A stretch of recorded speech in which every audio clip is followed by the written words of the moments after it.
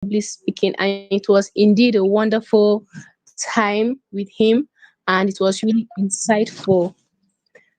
So we are truly glad and happy that you are here again, Mr. David. My pleasure So, to be back here. Thank you so much, Grace, for inviting me back. yeah, thank you. So before I hand over to Mr. David, I would like to just share something I learned today and observed. I attended a conference earlier today, and a panel session was held. So I observed something. I observed that one of the panelists sort of had stage fright. Like, you could feel it in her voice. Like, she's a successful woman, a great woman and all that, but her communication skills had some issues. Aside the stage fright, I noticed she was going over the place just to like answer a question. I think maybe because of the stage fright, she was just, hitting here and there just to answer the question. So what I learned from that was that you don't need to be maybe a professional public speaker before you could or you will be invited to speak maybe at an event, or um probably you are an expert in your field, and someone might just feel, let's invite this person to speak at our event, or maybe to facilitate something, or to give a speech, or you could also be interviewed. So I feel that public speaking is very essential for anybody. It's not just for the experts. Am I right, Mr. David? You are absolutely right, Grace. Yeah, I think everybody needs it. And that's why we have Mr. David here to help us become better speakers, because we speak every day, we talk to people every day, but we need to, know how to speak, know how to communicate, so that we'll also be interesting speakers, speakers that people want to, always hear, and speakers that people can relate with. So that's why we have Mr. David here to help us. So, without much delay, I'll just hand over to Mr. David to take over from here. Mr. David, over to you. Yeah, good evening, everybody. Good evening, Grace. Thank you for being a fantastic host. And I want to say that I value the job that Paruto Jobs does, and I am a big fan, and I'm happy to be back. Thank you. Yeah, I would like to meet with all of you who are on the call this evening. I love making friends. In fact, the name of our organization is Friendship Leadership Institute. So I believe in the power of friendship. Today, I had what is called the Wise Leadership Workshop, where I taught them, the people who are participating, the principles of friendship leadership. And one of the things I told them, it was a paid class, but let me give it to you guys for free. One of the things I told them, of the many, many things I shared with them, was leadership is not built on and sustained by the amassing of followers. It is built on and sustained by the making of friends. And I drew my inspiration from John 15, verse 15, where Jesus said, I no longer call you servants, I call you friends. For a servant knows not what his Lord does, but the things that my heavenly Father has shown to me, I make known to you. So I love the principle of Jesus' kind of leadership. And I'm sure that that's the kind of leadership that I want to practice everywhere. And that's why I want to be friends with you all. So I think the first exercise I'm going to give to all of you is to go into the chat section. Someone is experimenting with the with the screen share option over there. And I think that will really affect my screen share. I need to try to project it again. Come in.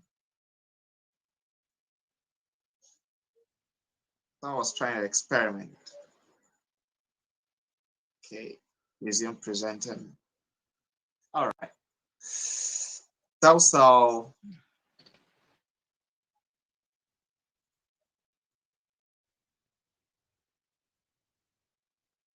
the first thing I want all of you to do for me this evening is to go to the chat section and just type my phone number. It's going to be my WhatsApp phone number. And even before I start teaching, I want you to send me a message from Paruto Jobs. Just send me a message from Paruto Jobs. My WhatsApp contact is +234 +234 9046687282. Again, that's +234 9046687282. As I've been introduced, my name is David Lawal, and most people like to save my contact as the Masterful Speakers Coach. Yeah, thank you, Ige Kende. Thank you. I can't pronounce that first name. I got Enimufe or something like that. So thank you. So you guys send me a message. I'm going to send you the slider I'm using this evening and a couple other things. So tell me your name as well while you send me a message. All right, so let's move quickly. Let me ask you guys, how many of you really want to be a more fluent speaker? If you want to be a more fluent speaker, type yes in the chat section. And I wanted to also rate yourself on a scale of 1 to 10. On a scale of 1 to 10, how fluent do you think you are? On a scale of 1 to 10, how fluent do you think you are? Shall I rate myself? I think I'll rate myself at the level of 7. I think I'm at the range of 7. So I don't think of myself too highly, please. So I'm at 7/10. So rate yourself. I'm waiting. On a scale of 1 to 10, rate yourself. No, don't speak too lowly of yourself. You could be 8, you could be 9. I'm not even the most fluent speaker out there. Some of you are more fluent than I am. I mean it. I mean it really. I might have some other things that make me a more effective speaker, but maybe not fluency. For example, news flash, interesting news. Barack Obama is not as fluent as Michelle Obama. Michelle is more fluent than Barack, but Barack sometimes is a more powerful speaker than Michelle. Even though if you ask me, I would argue that Michelle is a more inspirational speaker than Barack. Barack is very inspirational, but Michelle is even more inspirational. Michelle touches the hearts of people. And while Michelle speaks, you could see tears dropping down from people's faces. So yeah, thank you so much for interacting. I'm just going to dive into it tonight. I want you guys to ask questions, okay?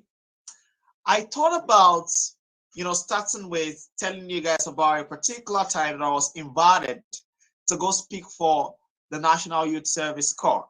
So there were some corps members who were passing out, and there was this thing called job acquisition counseling. So I was one of the resource persons that was sent to several local governments of Oyo State to go speak to these passing out corps members. That was my first time. And I thought that I had the material that I needed to make that presentation that day. And I also got very busy. Something also happened. I got a call on a particular day that was just about 2 days before the date I was given.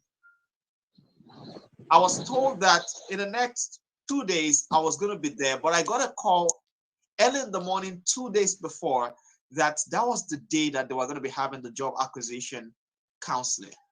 Oh my God, I was like, good Lord, what's the meaning of that? So I quickly dressed up. I picked the material that I thought was the material that I needed to make the presentation. And while I was on the bus trying to flip through the materials, I figured that I had a workbook, not a textbook. I was like, good Lord, what am I going to do? Interestingly, my smartphone was not powered that day. So I had only my feature phone. Where is it? I had only this feature phone with me, not my smartphone. So I could not browse, I could not do anything. My smartphone was down and a lot of other things like that. So I started to make that journey. It was a very, very long journey to what is somewhere called Irua in Oyo State. It's outskirts of Ibadan. It's about 5 hours drive to the place. Was it 5 hours or about 3 hours? I can't remember. I think it's about no 3 hours. 3 hours drive to the place, not 5 hours. So it turned out that I started to think within myself, like, oh my God, I mean, I'm a public speaker. I'm going to appear before these guys today. I think I'm going to make a mess of this presentation. So that was what I kept telling myself. But you know what? I calmed down. I said I was going to make one of the best presentations that day. So that was what I told myself. And you know what happened? Long story short, I appeared before those guys without much preparation, particularly specifically for that event. And I showed up and I had one of the best speaking engagements of my life. Now, that was not my first time of speaking extempore and speaking in such a way that it appeared as though I'd prepared for that talk for a whole week. So, what really happened? I think, yeah, I got used to the fact that I could actually deliver a message without too much preparation and I can deliver it very, very fluently. So today, I want to turn my attention to you, all of you on the call today, and I want to help you to become more fluent while you speak. Whether you prepare or you don't prepare, I want you to be one who has a mind mouth coordination. I want you guys to go to the chat section and type mind mouth coordination, the dynamics of fluency. It is that coordination between your mind and your mouth. So, mind mouth coordination. Today, I'm going to be sharing with you guys 5 tips that will help you to achieve the mind mouth coordination and the fluency dynamics. I cannot see the charts. Mind mouth coordination. Anyone typing? Mind mouth coordination. Thank you so much, Adeshola Oniyide. That's like one of my students. Kende Ige. Oh, that's one of my students as well. Interesting. Okay, any Mofe Abraham, that's my new friend. Adebayo Sawo, my student. Oh, I have my students just right here this evening. Beautiful. So let's get into it. 5 things. Michael Mercy. Oh, my new friend. Michael Mercy. My new friend. Okay, let's go. Let's go. So 5 things. Number 1, I want to share with you that fluency is a psychological victory. So your lack of fluency actually stems from a psychological bias that you have, a psychological barrier that you have to rise above in order for you to attain fluency. So what you need to conquer is a psychological barrier. If you're able to conquer that barrier, that psychological barrier, then I can assure you that you will become a very articulate speaker, a very fluent speaker. So I figured that I did not define fluency for you guys. Fluency is not a technical word. Fluency can be illustrated with the flow of water out of a tap. Do you see the way water flows out of a tap? That's a fluent flow. But if the water is running out of the tank, then you will discover that the water will not flow fluently out of the tap. So that's one immediate picture you can have in your mind while you think about fluency. So I want to be that kind of speaker who does not have to second guess every word that they have to say in a speak situation so that they can hit the nail on the head while they say what they say. So this is the aspect of speaking that I call the clarity of speaking, or the clarity. Whether you call it clarity or clarity, you are correct. So there are 5 essential ingredients of effective communication. You have confidence, you have clarity, you have creativity, you have consistency, and you have credibility. Anyone who has ever heard me speak about speaking or writing or thinking or anything will know that I always have to say these 5 things. So don't be surprised that I just wrapped them without even thinking.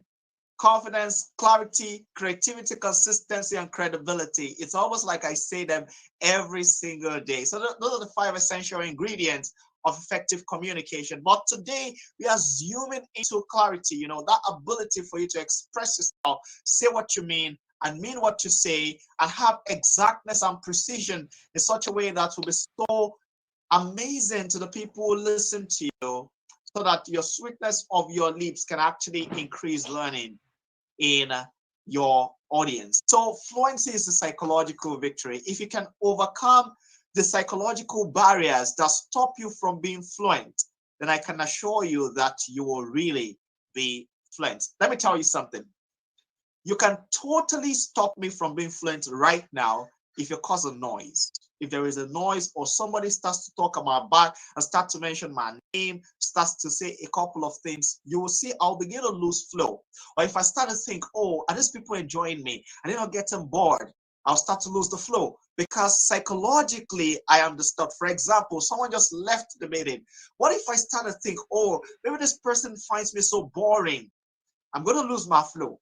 You get a point? So you have to be able to protect yourself psychologically in order for you to be fluent. So if you can win the victory psychologically, then fluency will no longer be a challenge for you. So what I want to help you do for the rest of the 4 points I'm going to be sharing with you this evening is to help you achieve that psychological victory. So fluency, number one, the first thing I think you need to recognize is that fluency is a psychological victory. Now, the second thing I want you to recognize, Michael Mercy, could you please mute yourself?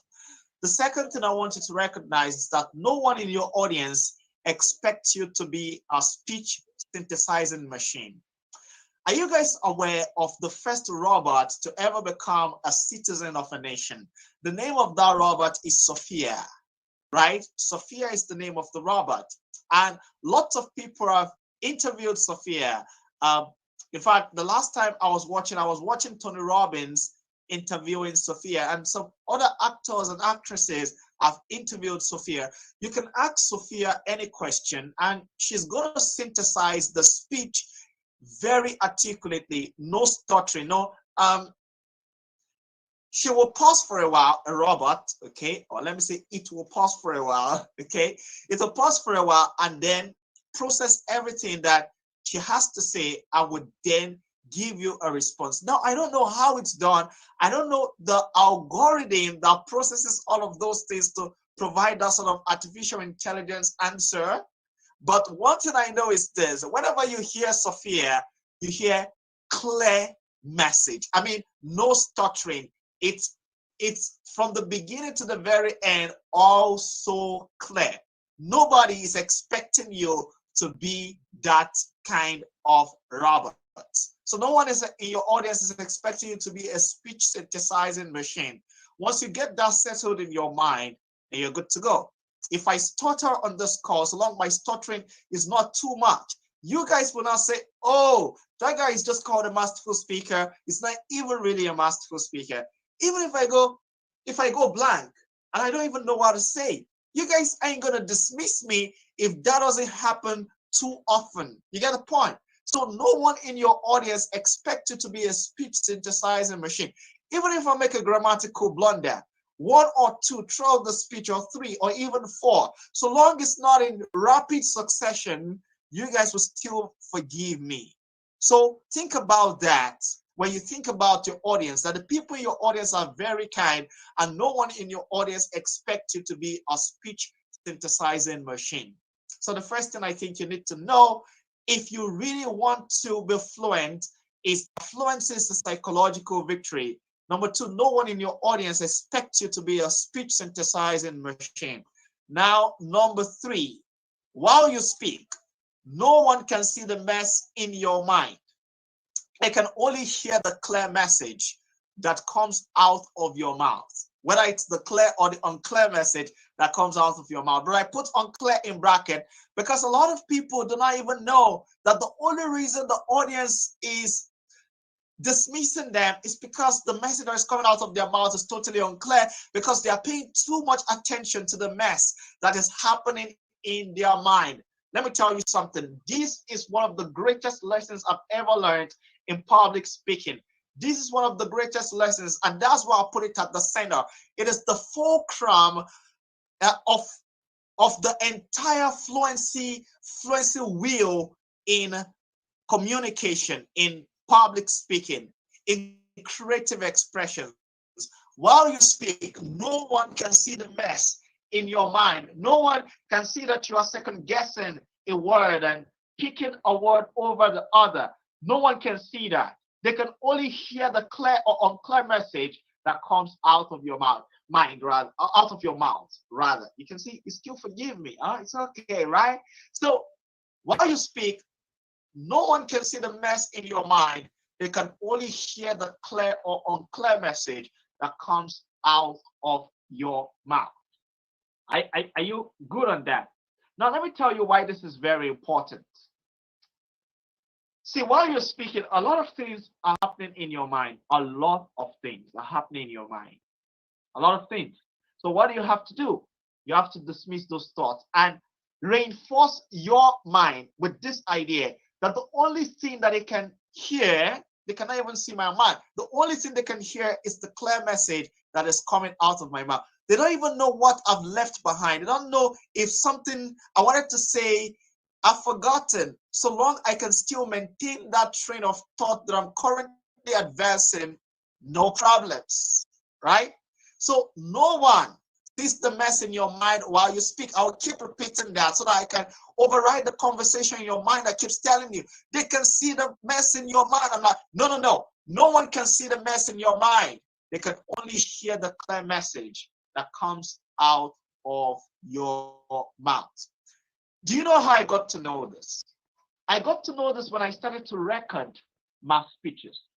Initially, I used to think that, oh my God, oh, I struggled through the speech, so it must be very, very terrible in delivery. But when I would check, when I would listen back to my recordings, I'm like, wow. Like even myself, I can't recognize the fact that I was struggling through this presentation. Like it's so clear. None of my confusion is captured on the tape. Oh my God, that's beautiful. So I just totally got it in my mind that nobody really sees the mess in my mind. All they can see and all they can hear is the clear message that comes out of my mouth. Now, the fourth thing I want to share with you is that in order for you to be fluent, you must recognize that you must delight in filling your mind with thoughts upstage in order for your mind to delight in filling your mouth with words on stage. This is another way of saying garbage in, garbage out. But I train my masterful speakers. You know what? You guys must be creative expressors. You must be creative communicators. You must always bring a fresh description to whatever you're saying. And this is me living up to my teaching. Masterful speakers, you must delight in filling your mind with thought upstage in order for you to delight, for your mind to delight in filling your mouth with words while you're on stage. So this is me saying, read, listen a lot to podcasts.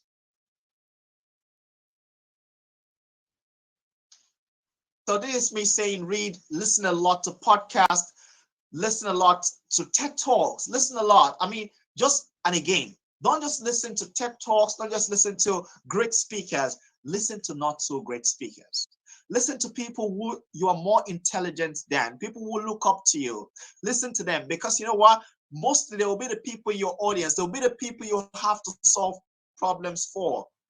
So if you don't listen enough to them, you will not really understand where they are in life. And that way, your message will not have any impact on them. So let me just quickly move on to the final thing that I want to share with you guys today. In order for you to be fluent, you must recognize that words are soldiers in the army of expressions, an army commanded by intentions. So think about your words as soldiers in this army of expressions. And this entire army of words is commanded by intentions. What am I trying to say? A lot of you, the reason you don't express yourself with a lot of clarity, a lot of articulateness, the reason you don't express yourself fluently is simply because you are too bothered about the words that you need to use while you are making your presentation. If you keep doing that, you will never be able to make fluent presentations. Some of you, during your rehearsal, you have memorized a lot of words, like you've memorized the entire script, and while you're making your delivery, if you ever forget a line, you try to get it back, and you try and try and try, and you see that you cannot even get it back. So for that reason, you give up on your entire presentation, you step off the stage, you feel like time has run out, and you don't bring your speech to a conclusion. Tell them, you know what, rehearse, practice, listen to, read out what you've got to present and put it in a recorder and on that stage blank.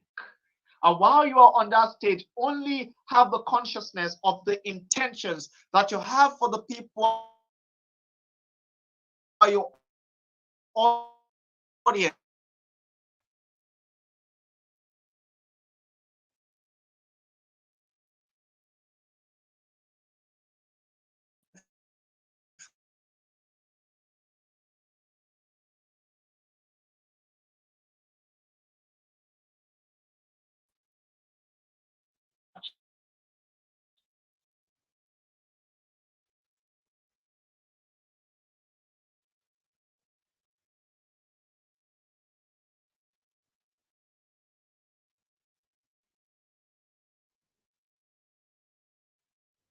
And of my intention.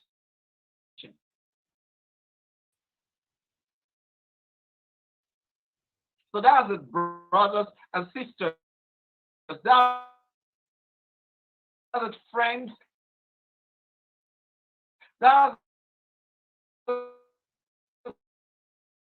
my, my, my new friends and my old friends. Words are soldiers in the army of his of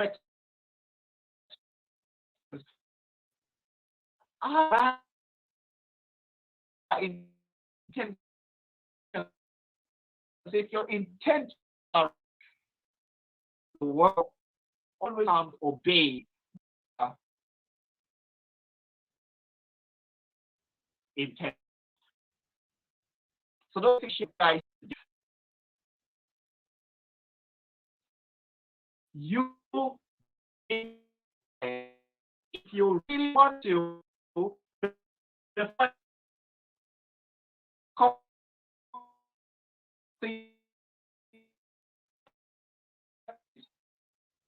I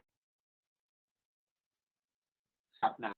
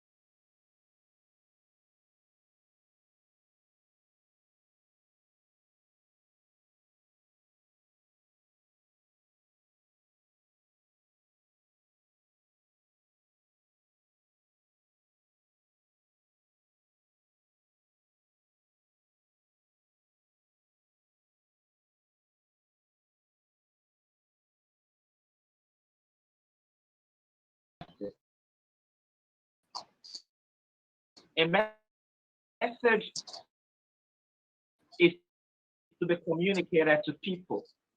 And most times, as speakers, oftentimes, in fact, all the time, as professional speakers, we speak to solve a particular problem.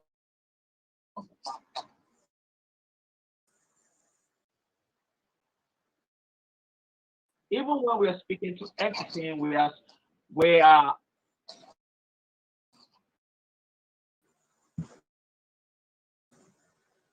solving the problem of boredom.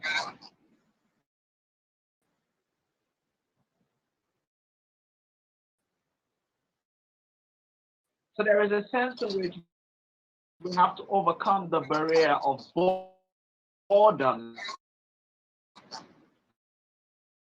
by finding some of the most ridiculous things to say.